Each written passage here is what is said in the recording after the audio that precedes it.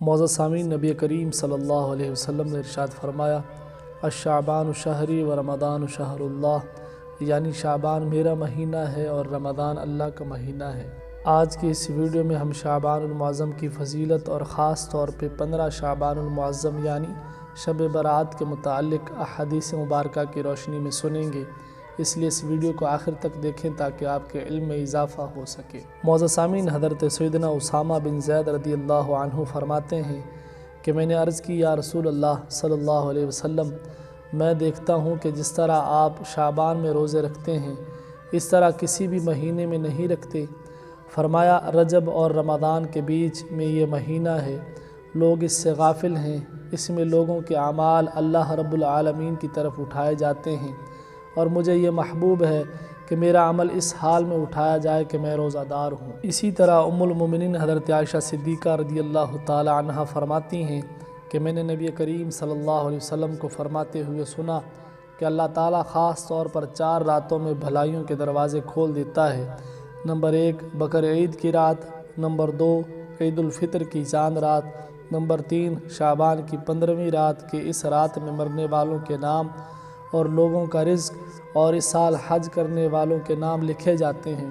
Number 4 عرفے کی یعنی 8 اور 9 ذوالحج کی درمیانی رات اذان فجر تک۔ معزز سامعین، حضور غوث اعظم رضی اللہ عنہ کنیت الطالبین میں فرماتے ہیں کہ بہت سے کفن دھل کر تیار رکھے ہوتے ہیں مگر کفن پہننے والے بازاروں میں گھوم پھر رہے ہوتے ہیں۔ کافی لوگ ایسے ہوتے ہیں کہ ان کی قبریں کھودی جا چکی ہوتی ہیں مگر ان میں دفن ہونے والے خوشیوں میں مست ہوتے ہیں۔ بعض لوگ ہنس رہے ہوتے ہیں حالانکہ ان کی موت کا وقت قریب آ چکا ہوتا ہے۔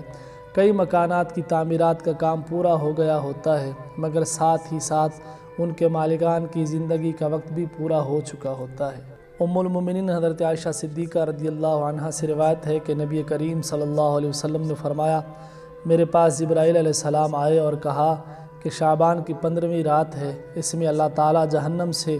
اتنوں کو آزاد فرماتا ہے جتنے بنی کلب کی بکریوں کے بال ہیں، مگر کافر اور عداوت والے اور رشتہ کاٹنے والے اور کپڑا لٹکانے والے اور والدین کی نافرمانی کرنے والے اور شراب کے عادی کی طرف نظر رحمت نہیں فرماتا۔ معزز سامعین، امیر المومنین حضرت علی رضی اللہ عنہ شعبان المعظم کی 15ویں رات یعنی شب برات میں اکثر باہر تشریف لاتے۔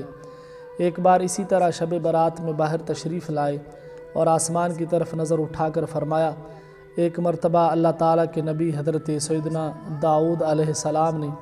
شعبان کی 15ویں رات آسمان کی طرف نگاہ اٹھائی اور فرمایا، یہ وہ وقت ہے کہ اس وقت میں جس شخص نے بھی اللہ تعالیٰ سے دعا مانگی اس کی دعا اللہ تعالیٰ نے قبول فرمائی، اور جس نے مغفرت طلب کی اللہ نے اس کی مغفرت فرما دی، بشرط یہ کہ دعا کرنے والا عشار یعنی ظلمن ٹیکس لینے والا،